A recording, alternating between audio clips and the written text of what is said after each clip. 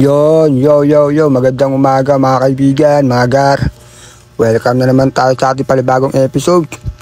Meron na naman tayong palibagong ibabagsak na sapatos. J1 na naman siya. Dito lang to sa Taguig, Bagong Tanyag. Kung mapapansin nyo yung lugar na dinadaanan to, ay talagang mapapansin nyo ito, sa harapan to, si Judy Asis. Ayan. Ito yung papuntang papasakay ng Biguta at saka Alabang. Ayan yun. Dito naman tayo sa may aking kanan. Ito yung papuntang Bagong Bayan. Diyan tayo papunta ngayon. Tara, samahan nyo ko. Ayan. Andito. Sisetap lang natin yung ating cam. Ito yung Mang Inasal. Makikita nyo sa Mang Inasal. Mapunta tayo sa Bagong Bayan. Doon natin iwan yung ayan, yung bitbit natin sapatos sa J1 yan, no? Ayan siya.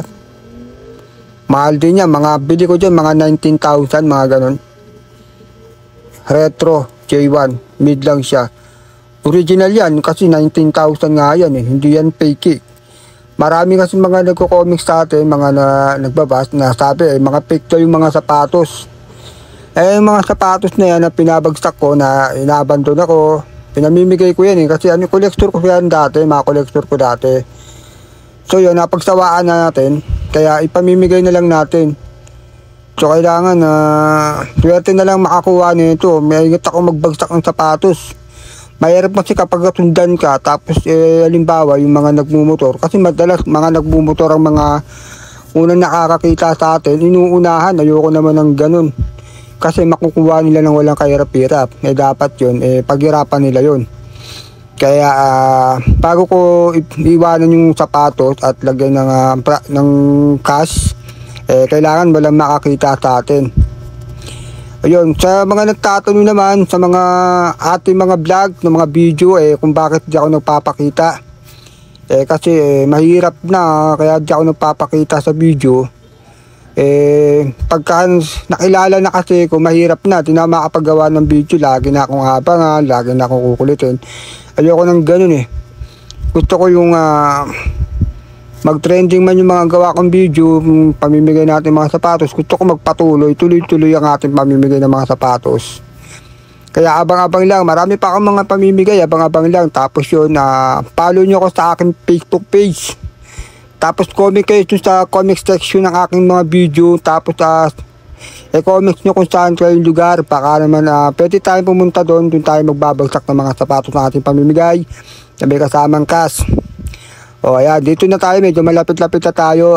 Yun nga, papakita ko na lang yung pangalan ng J1 ng tong sapatos. Papakita ko na lang sa picture yung sapatos. Nakalimutan ko yung pangalan talaga, grabe. Kasi matagal na to, mga medyo, pinili ko to, medyo na to, Count 2012.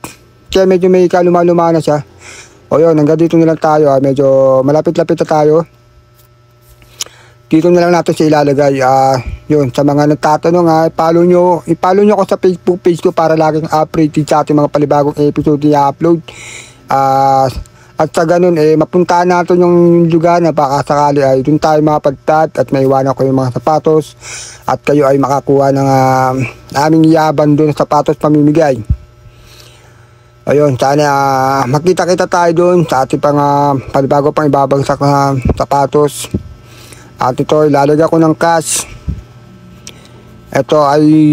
Itong cash na ibibitawan ko ngayon ay 2,000 tsaka 100 ang ilalagay natin cash.